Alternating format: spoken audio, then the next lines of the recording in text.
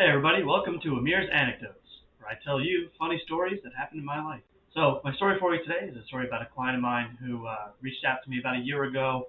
He makes all right money, makes like 80 grand a year, and he randomly came into a bunch of money because he bought Tesla stock kind of on a whim.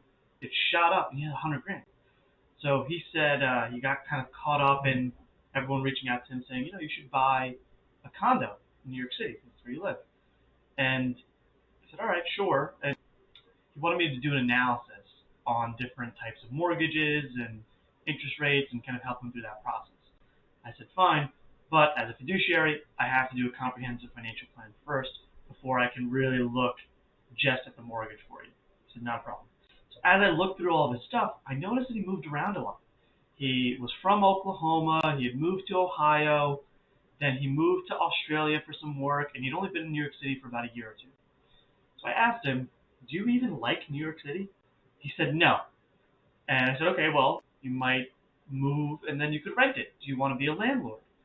And he said, absolutely not. I said, okay, so you don't want to live there long term and you don't want to be a landlord.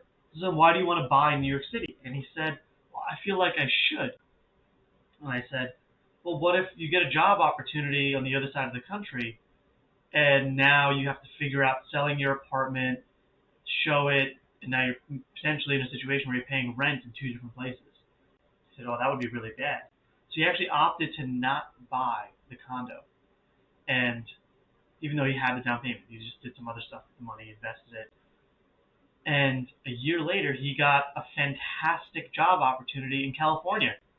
And thank God he didn't buy that condo because now he has that opportunity to just move to California and not worry about it.